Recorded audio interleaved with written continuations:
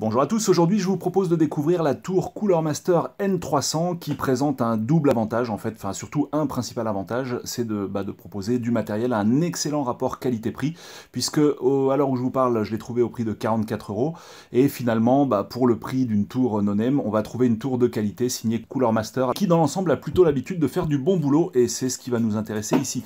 Alors on va voir les avantages et les inconvénients. Donc avantage, on en a déjà vu un principal, c'est le rapport qualité-prix qui est tout simplement excellent. Et on va passer quand même à 2-3 petits inconvénients. Au niveau des connectiques en façade, on va trouver ici 2 prises USB 2, ensuite une prise micro et une prise casque. C'est toujours pratique d'avoir tout ça en façade. Alors par contre, carton rouge au niveau des prises USB 3, ça c'est vraiment dommage. On va en trouver qu'une seule, alors que le câble, on va le revoir plus tard dans la vidéo, permet de transporter 2 prises USB 3. Là finalement, c'est borgne en façade au niveau des USB 3, alors qu'on voit qu'ici l'emplacement est bien prévu pour la deuxième prise USB 3, et c'est d'autant plus dommage que Cooler Master commercialise une autre version de ce boîtier qui elle est bien dotée de 2 prises USB 3, mais pour l'instant à l'issue de mes recherches je ne parviens pas à me procurer cette version dans les boutiques marchandes. Alors quand je parlais tout à l'heure de la connectique USB 3, la voici, donc c'est ça qu'on va brancher directement sur la carte mère, et ça, ça transporte 2 prises alors qu'ils en font ressortir qu'une sur l'avant de la tour, ce qui est un petit peu dommage comme je disais tout à l'heure. Alors côté ventilation, on va trouver ici un bon ventilo sur la partie avant. Alors donc on rappelle que toute la partie avant est composée d'une grille, y compris l'ensemble des emplacements pour lecteur optique ou lecteur disquette, enfin maintenant on dirait plutôt lecteur de carte, ou rien du tout d'ailleurs, vous pouvez laisser directement fermé si ça vous est pas d'une grande utilité. Donc voilà, tout est grillagé, donc c'est vraiment bien aéré. Alors par contre, forcément, si on a des composants bruyants, ça masquera moins les sons.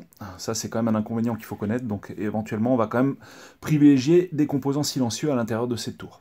Alors ensuite, autre petit reproche que je lui fais, on va trouver ici différents emplacements 3,5 pouces pour mettre un disque dur, par exemple. Par contre, ça aurait été pas mal quand même de soit de mettre des emplacements 2,5 pouces pour les SSD, puisque maintenant c'est quand même ce qu'on monte de plus en plus dans les machines, soit de prévoir le moyen d'en fixer. Alors on voit qu'il y a des trous là sur le côté, mais ça correspond pas vraiment, donc du coup il faudra quand même se doter d'un adaptateur 2,5 pouces vers 3,5 pouces que voici. Alors ça vaut pas grand chose, mais c'est vrai que si la tour avait été pensée pour ça dès le début, ça aurait été encore mieux. Ensuite, côté accessoires, qu'est-ce qui est fourni?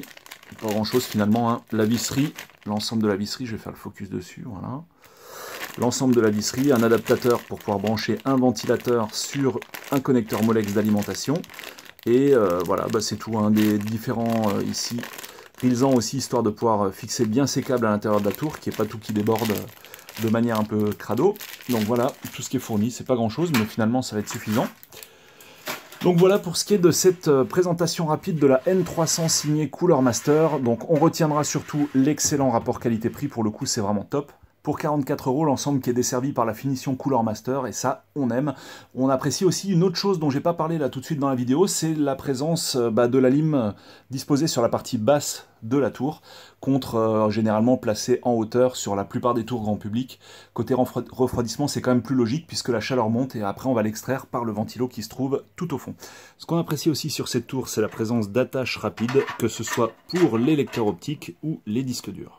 Donc voici pour cette tour. Si besoin de plus d'informations, vous postez votre question dans les commentaires comme d'habitude.